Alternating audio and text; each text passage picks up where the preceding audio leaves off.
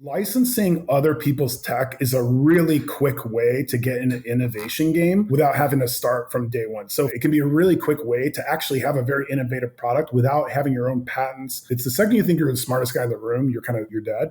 So we always have this idea of like ego is who's right, truth is what's right. So we look for all these ideas, right? And if it makes sense, we'll take it on.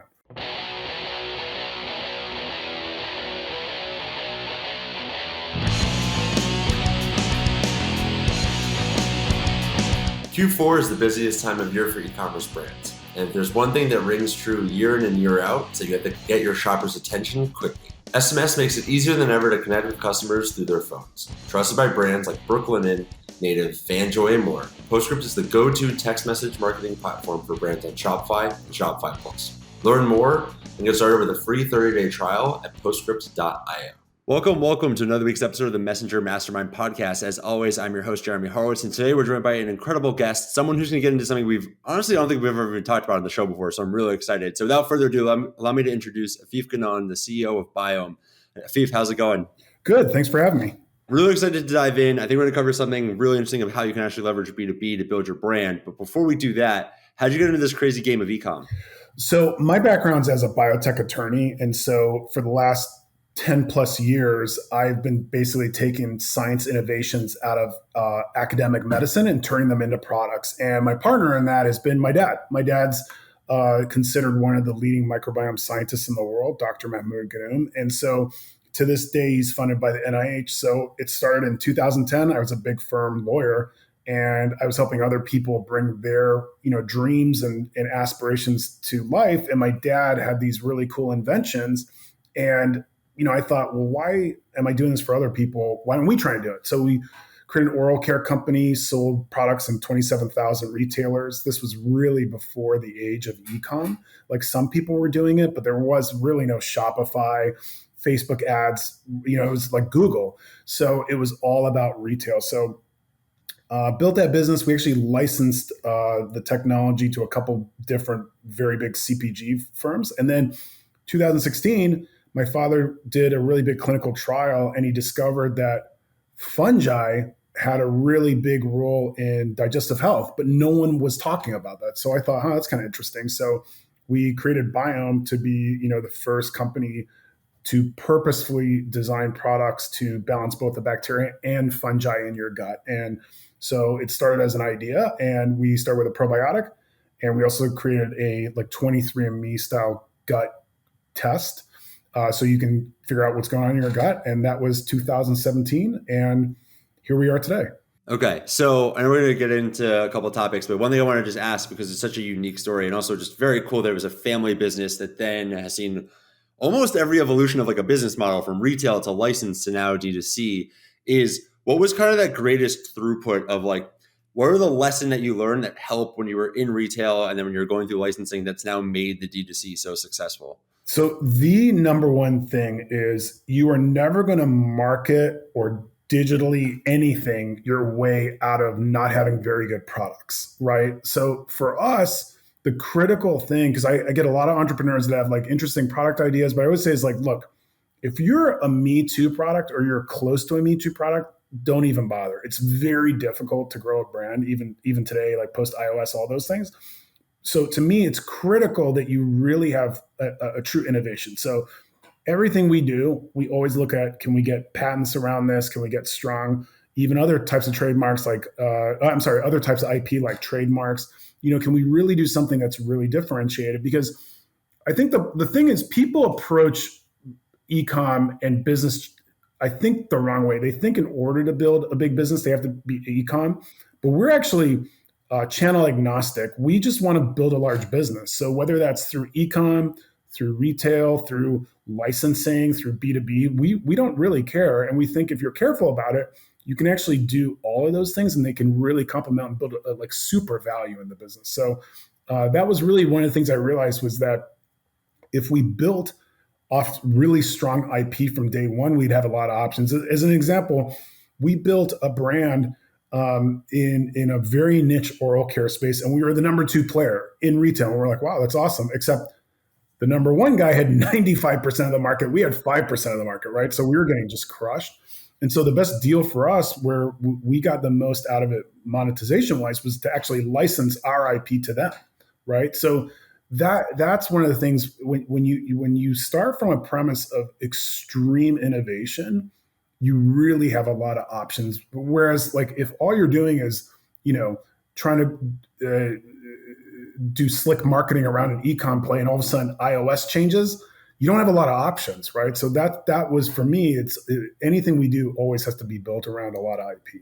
Yeah, and it gives you the optionality is so interesting, and I think I totally agree with you. I think the kind of shine around D2C is really starting to wear off, and a lot of brands are starting to think, like, how do we get out of just being D2C, and maybe it's retail, maybe it's wholesale, maybe it's marketplaces. So before we dive into, like, I know a tactic that's worked very well for you, how have you all managed that? Like, what's the framework or the thought process that, because, right, I mean, all of those different channels require immense amount of resources and time and focus. So, like, how have you all thought about, like, okay, this is the right investment now versus this is a better investment at the time for our business? Yeah, that's a great question. So taking a step back from that, one of the things that I think is also underemphasized is the amount of resources you need to properly do a scaling business. Now, there's always stories of people who've truly bootstrapped, and that's amazing. I give them a lot of credit.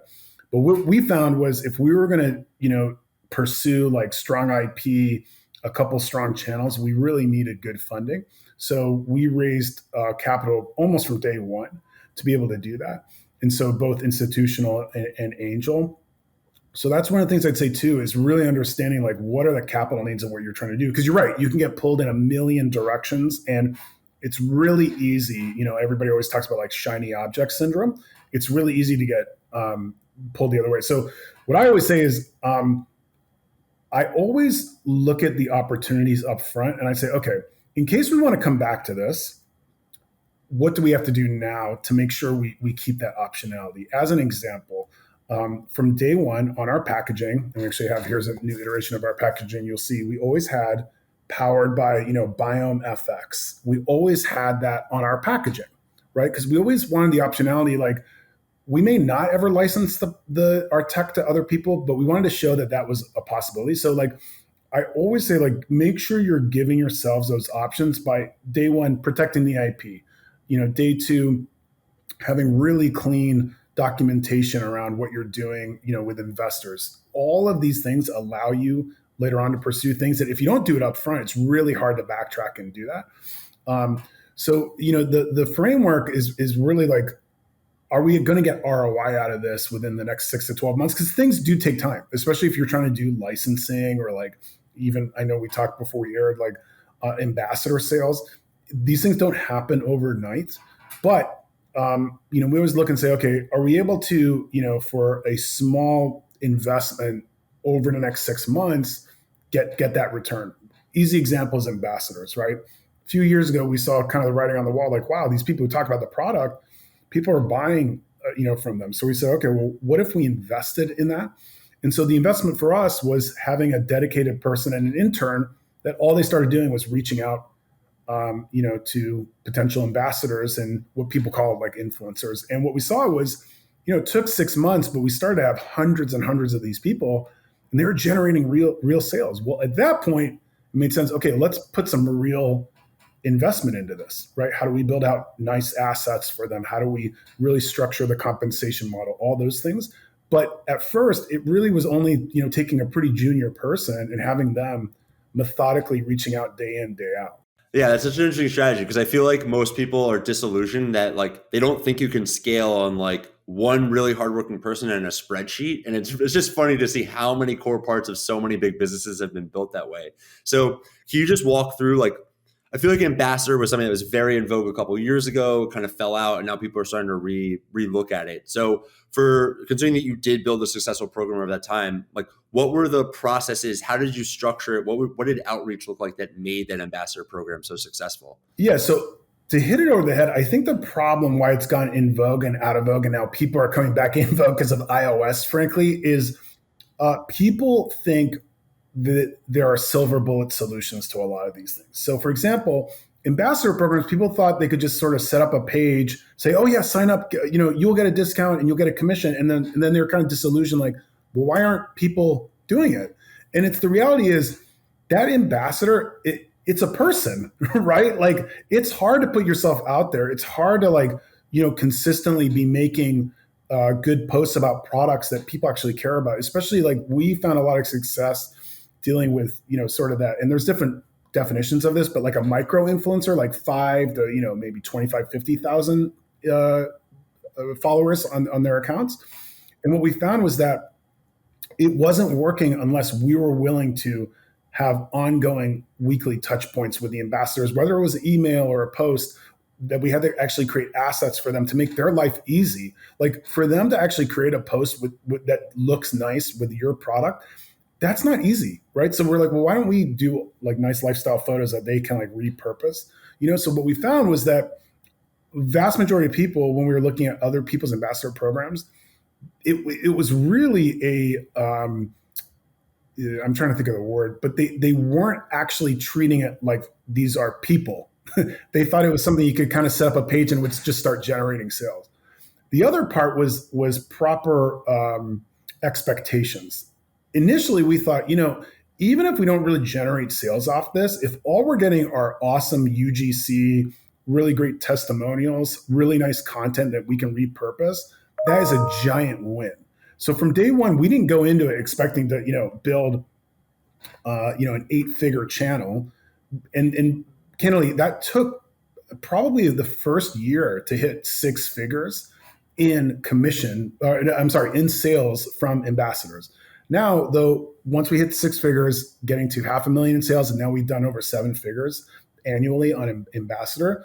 It's just because we put a lot of time and effort. So our methodology is actually pretty straightforward. You said about spreadsheet. What we did, we had an intern looking for ambassadors that made sense for us. And, at first we thought those would be like yoga people, nutritionists. And what we found is it really wasn't resonating, right?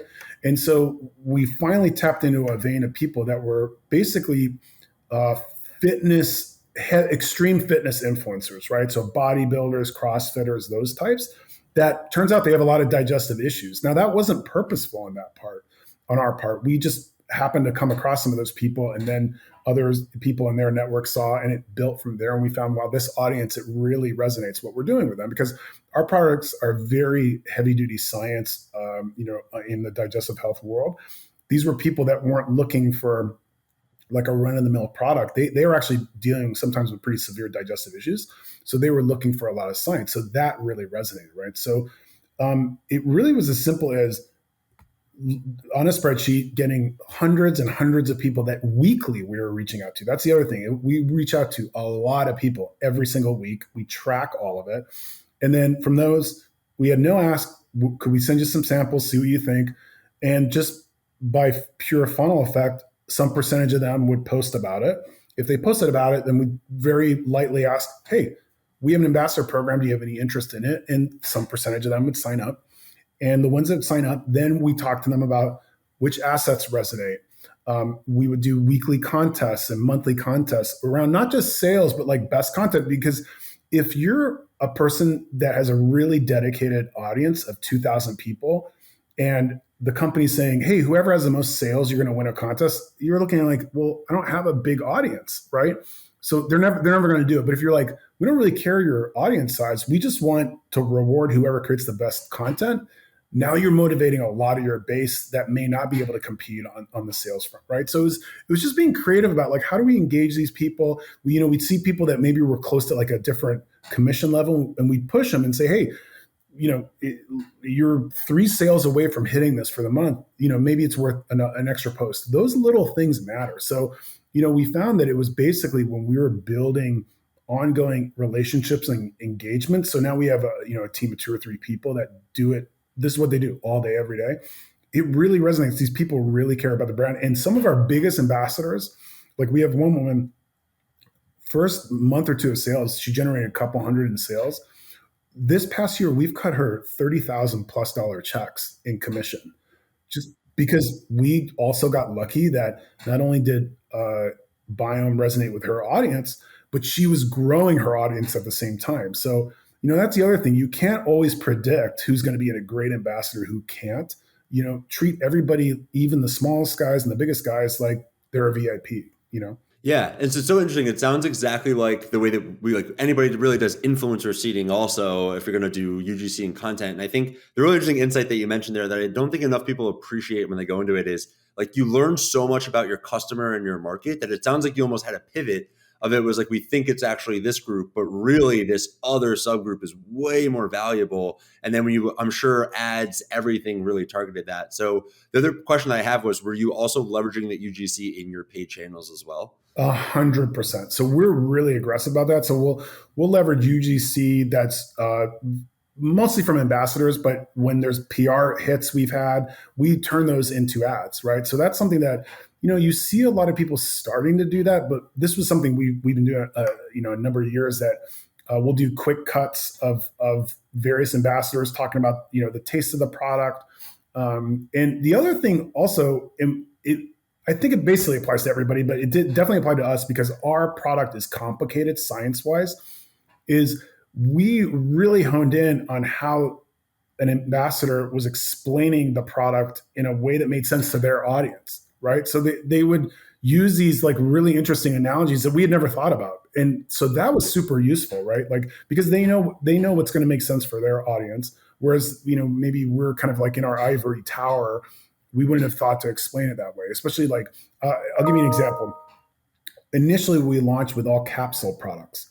And what we started seeing from ambassadors where they were making these videos where they were actually popping the capsules open and making, mixes and Smoothies, juices, yogurts, yeah. yeah, for their kids. So that's kind of interesting. And they're like, oh yeah, they're not going to do capsules. So that actually was one of the reasons we actually created like greens, super reds. Those have become two of our best selling products.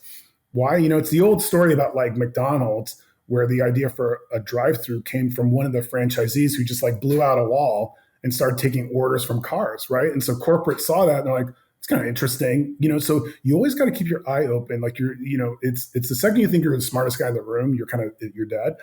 So we always have this idea of like ego is who's right, truth is what's right. So we look for all these ideas from. A lot have come from ambassadors, right? And if it makes sense, we'll take it on. Yeah, I think that's so interesting. Also, from what you've been describing, it kind of like you treat them like quasi marketers, quasi salespeople. It also like your process sounds like just a like B2B funnel, like cold outreach. How many people convert to this stage, and then how many people convert to Yeah. that stage? So, can you just quickly walk through your mindset around like how you think about building Biohm the brand, but through more like what people would traditionally consider to be B2B tactics or a B2B strategy? 100%. So I've always taken the stance that we can build a platform, but we're never going to have as big a platform as some of the other monolithic CPG companies out there, right? So one of the ways we've really built not just the business, but the brand is by partnering with other big companies on complementary products, right? So what we launched was powered by Biohm. And so we approached companies, like we get a lot of people reaching out, especially because my dad's a pretty well-known scientist, and they were trying to figure out microbiome probiotics. So we said, well, why don't you just license ingredients from us or test from us? And all we ask is you put powered by Biohm. Well, just doing that has given us so much credibility in the market because people see, well, geez, I know that company. And the fact that they're doing a powered by Biohm product means Biohm must really know what they're talking about when it comes to probiotics and the microbiome, right? So that is millions and millions of impressions and deepening of relationships by frankly partnering, getting paid to market the brand. So that's been a really big initiative for us. Especially as I don't remember if we were just starting on air or not, but as you said, like the glisten is starting to come off D2C, that you really have to expand beyond just the idea of being a pure Shopify brand. Like that's increasingly going to be difficult. Like how are you getting impressions? How are you getting acquisition? How are you getting branding out there? Like those are things that if you're. I was talking to someone the other day, and they're like, "Oh yeah, we're crushing it on direct mailers." Like in what world a couple of years ago do you think like people are really going back to that? You know what I mean?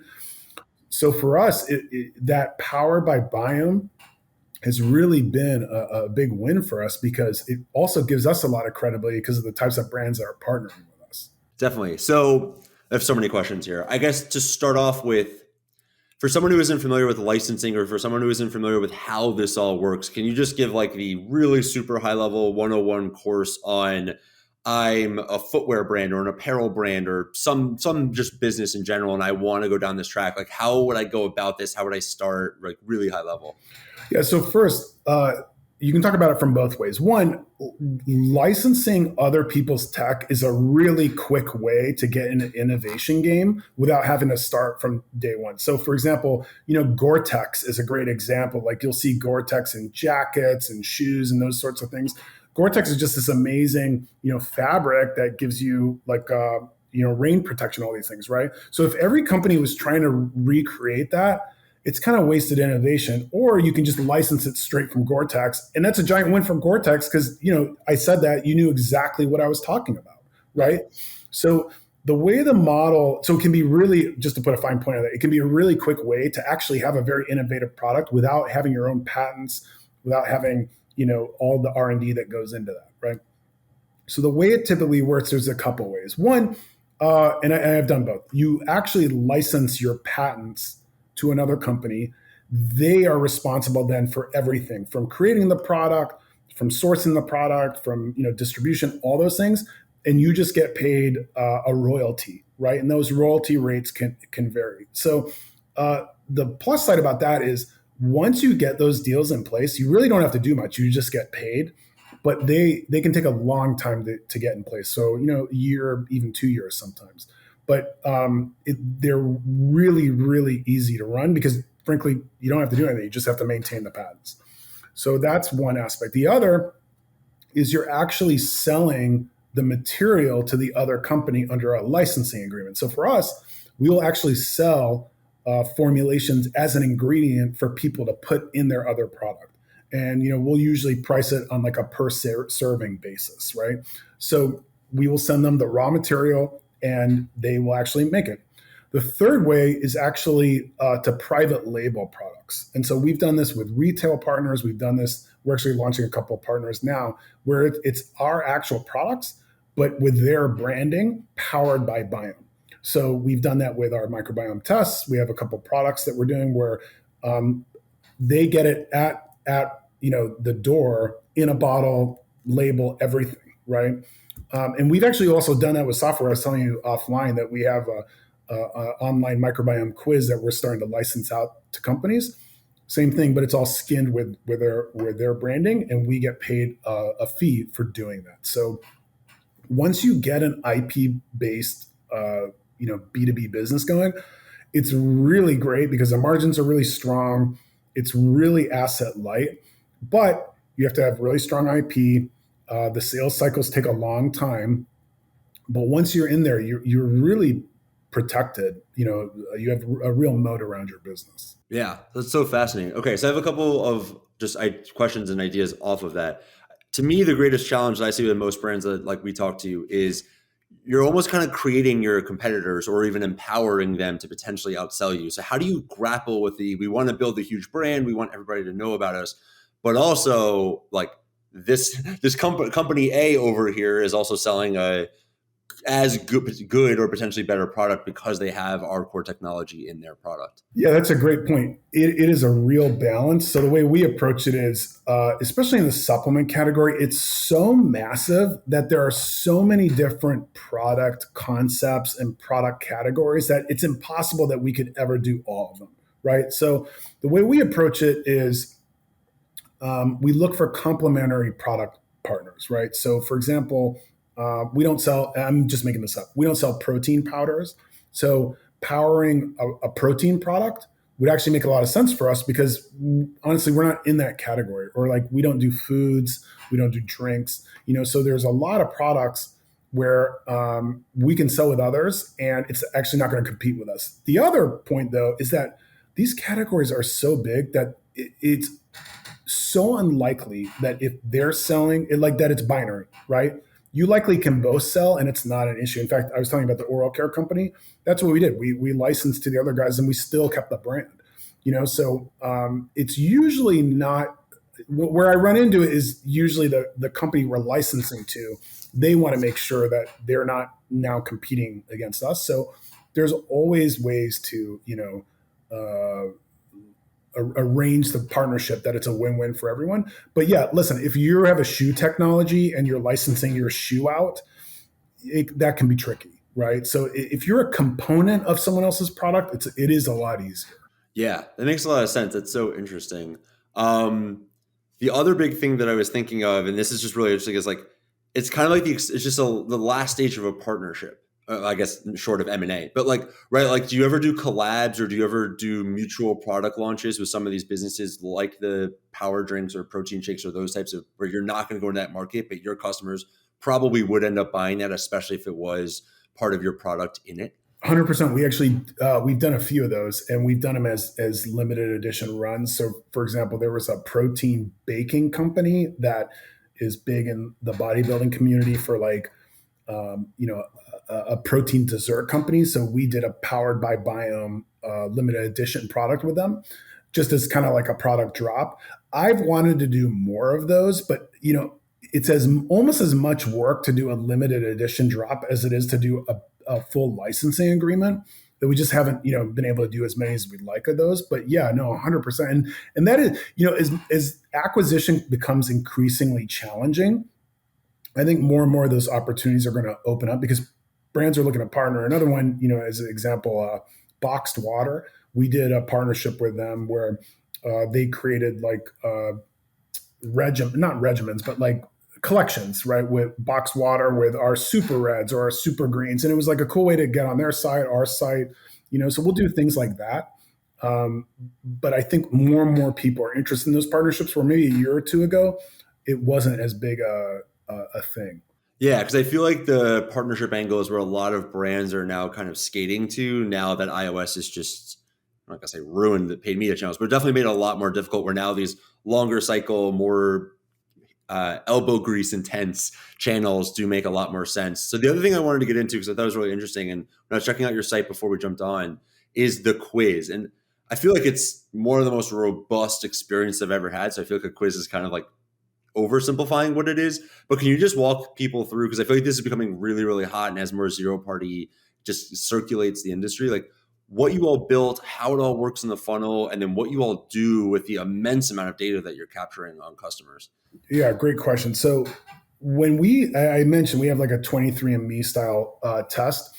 The problem with our test is that it's not cheap. It's over $100, and it takes like 3 or 4 weeks to get your results. So for a lot of people, that's just annoying, right? And it's a big barrier. So we've created actually one of the largest microbiome data sets in the world.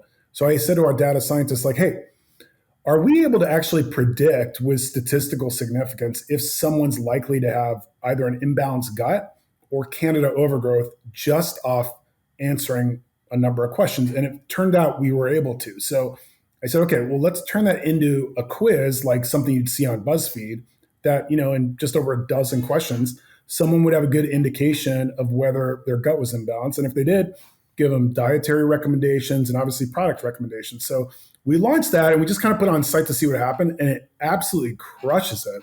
It's 3x our conversion rate of people who go through the quiz. And sorry, 3x for conversion or for email capture? No. People who take our quiz convert 3x higher than people who just go on our site just to look at the site. If they go through the quiz, their conversion rate is 3x higher than just coming on site. So we're like, oh, wow, that's huge. So we started to obviously leverage that into email. And then just through partnerships we were building, I was telling some of these companies, like, this thing is doing so well for us. And we're getting, really incredible insights into what consumers actually want in their products, the types of products they're already using. So that's really, as a brand, very useful because, if we, and again, I'm making this up, but if we were like, oh, wow, 80% of the people who took this quiz also use a collagen, well, guess what product we should probably think about creating, right?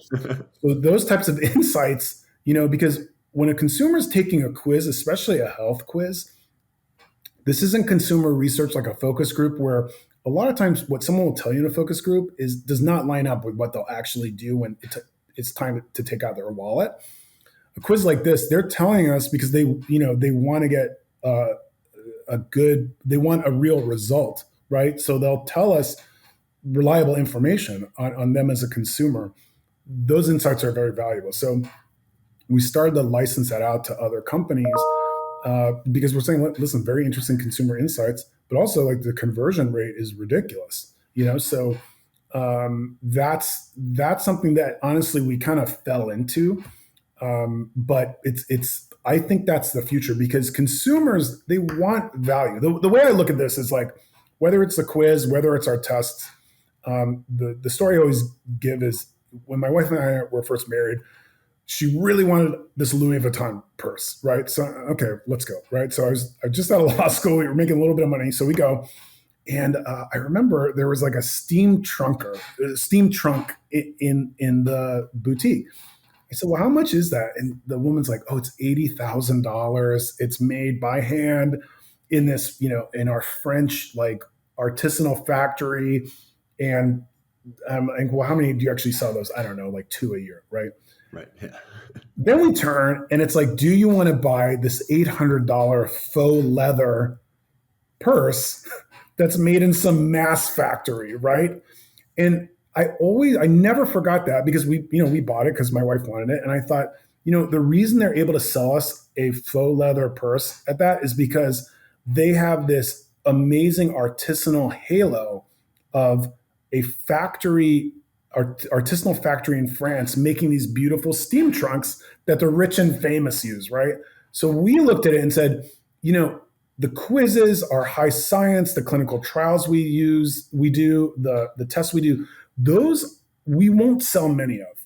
But that gives us an incredible halo of credibility around our other products that are a little more mass produced, right? But we view, and when we see this in our consumer research, like why do you because most people who buy our products, they actually already use a probiotic, but they're using like a store brand or a brand from a major CPG. And I'll ask them like, well, why would you switch from us? Like this major CPG is a very trusted company. They go, well, because I trust your science. I trust your dad. He's funded by the NIH. So, when we were creating our new packaging, you can see we literally put my dad on the side of the packaging, right?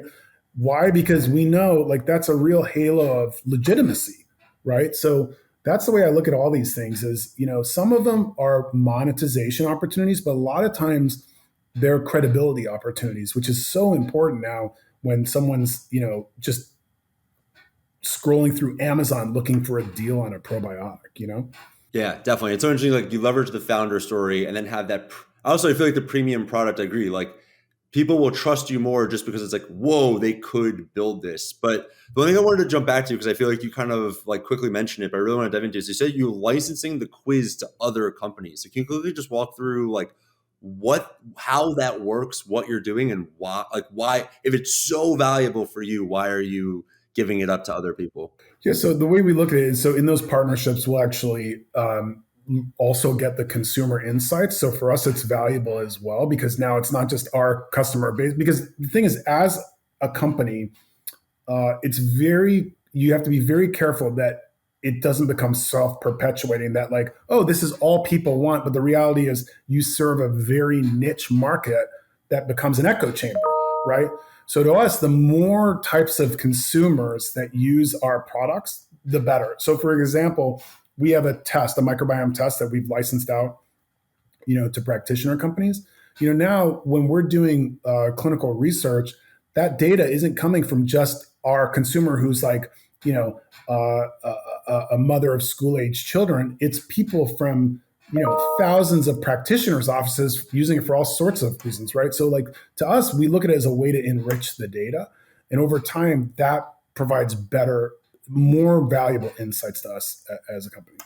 And then the other is that I go back to it being agnostic about, we don't care how we monetize as long as we continue to build value in the business. So for us, again, I always view that the amount of people we'll be able to drive through a quiz is not going to compare to some of these very large companies that they'll be able to drive through the quiz.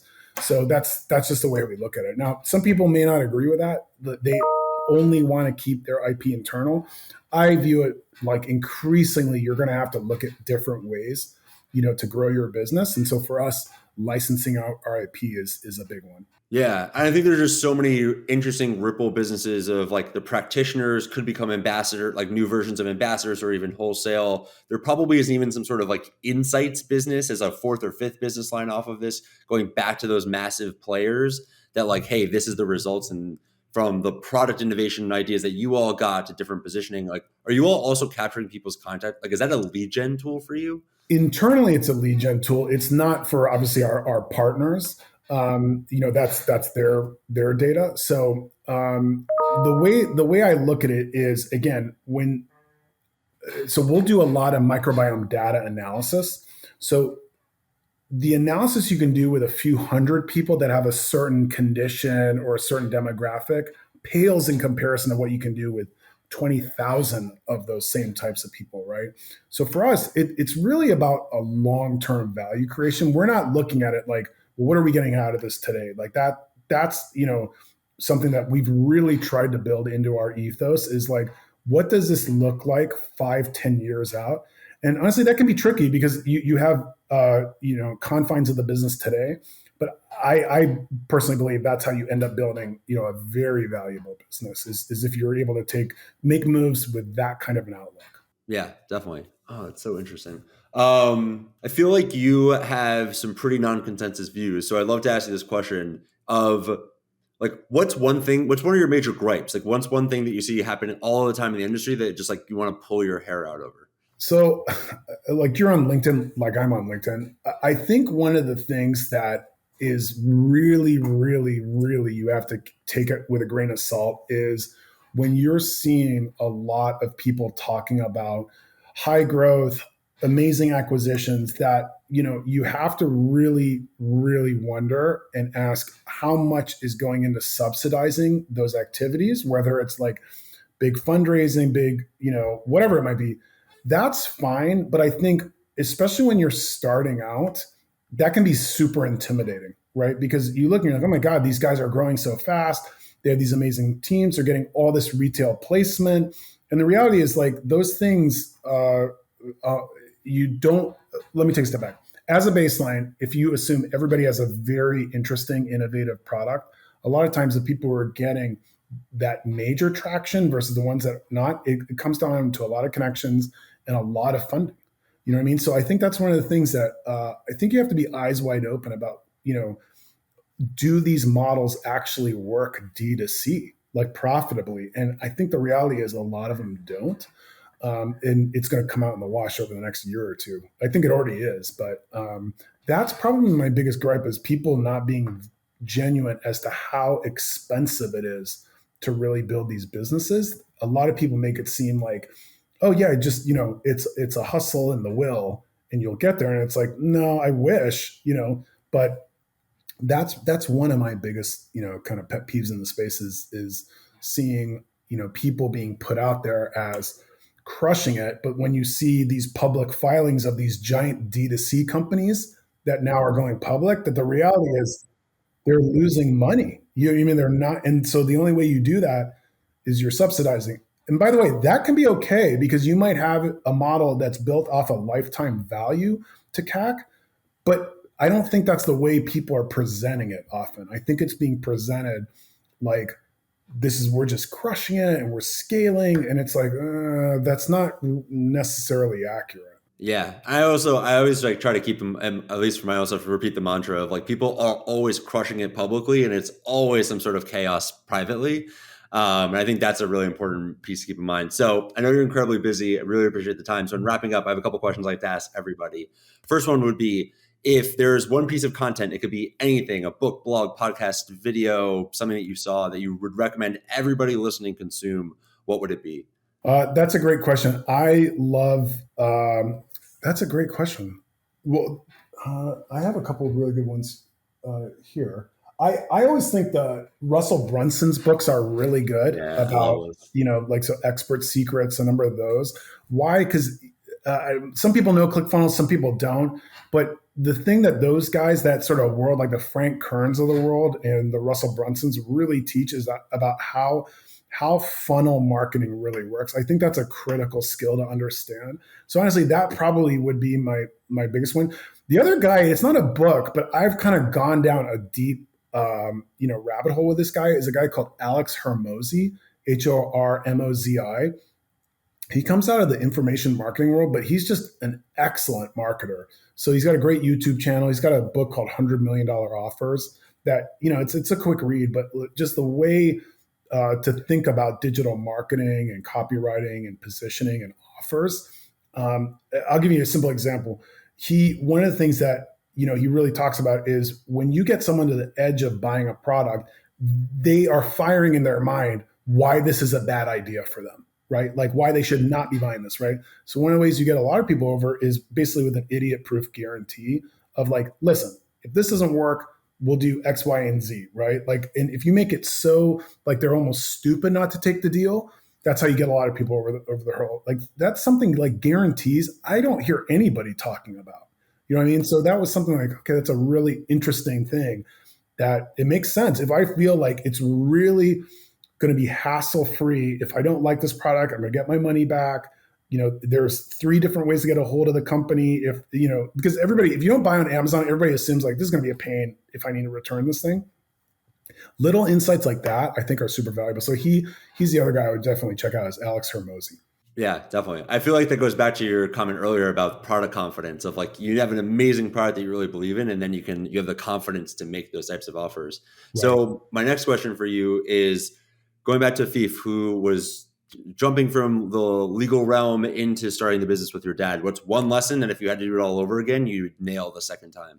Raise double the money that you think you'll need and just be ready that it's going to take twice as long as you think it will. Cash is oxygen to these businesses. And even if 50% of the things you do are right, that means 50% of things you do are wrong. And those things, you need money to experiment, to try things, because not everything's going to work. So I always say that is like, if you're going to do this, it's already difficult. Just make sure you're well resourced. Yeah, and 50-50 hit rate is actually very high. So like, if you're able to do 50-50, that's amazing, right? Yeah. But my point is like, that means half the things you're doing are just not working, right? And so, and then the only other thing I'd say is like, I find the hardest part about business is people, like hiring people, being like very thoughtful about how you build a team, a culture. Like those are things that I think, for me, I've realized what type of an entrepreneur I am. I'm like a starter and like a traction person. One of the things I'm trying to build, like my personal skill set, is that scaling. How do you build the logistics, the processes, the teams? So it's okay to realize like what you're good at and what you're not. And if you're not good at that, that's fine. Find people who are very good at that. So those are the couple things I'd say. Yeah, definitely. Who's one person we should have on the show? Like, what's a great conversation that you've had recently that you think would be fun to chat with as well? A guy who's really awesome is, do you know Ben Goodwin over at Olipop? So I actually we had Eli on a couple of months ago. Yeah. Okay. Yeah. So Ben, he's just a character who's really good at what he does. He's good. Dave Huffman over at Microbe Formulas is great. Those are, 2 of the guys I'd say are just really understand sort of the 360 holistic view of what it takes to grow a brand. Yeah. And no surprise, those are some of the fastest growing, most successful brands in the space. So then my other question for you would be, if you're sitting in my seat, if you were interviewing Afif, what do we miss? What should we have talked about today? I think one of the areas that people have to concentrate on is improving retention and really understanding, retention marketing, I think, is the untapped acquisition channel. So I think that's something that, more and more you're going to start hearing about it. I think so that's an area that I think is important to look at. Definitely. And that could be a whole episode, but really quickly, what's the like one major opportunity that you're seeing there that's just like you like are racking your brain why other people don't see it? RFM segmentation, which is basically sorting your customers by recency, how recently they bought, frequently, how frequently they buy, and monetizing how much they're actually buying from you. So ideal customers, high in each of those. Most people aren't like that. But if you find those people that are, and you really understand what makes them tick, why they love your brand, and then you position towards them, you can crush it. Yeah. And I call them power purchasers or VIPs, but like once you really have dedicated programs, it's insane how much money they'll spend with you. Okay. Last question. If anybody wants to learn more about yourself or Biohm, where should they head? So Biohm is just biohmhealth.com, B as in boy, IOHM health.com. Same handle on all the social. And if they want to join the dozens of people that follow me, just at Afif Ghannoum on Instagram or LinkedIn, I'm pretty active on too. Awesome. And how do you spell that? AFIF and last name GHANNOUM. Awesome. Well, we really appreciate the time. Thank you, Afif. Awesome. Take care.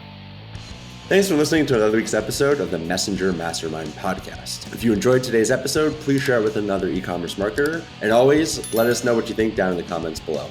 Also, don't forget to subscribe. If you're looking for cutting edge tactics and the resources that we rely on to run our businesses, sign up for our newsletter. We'll include a link down below. As always, stay confident, connect with your customers, and keep crushing it.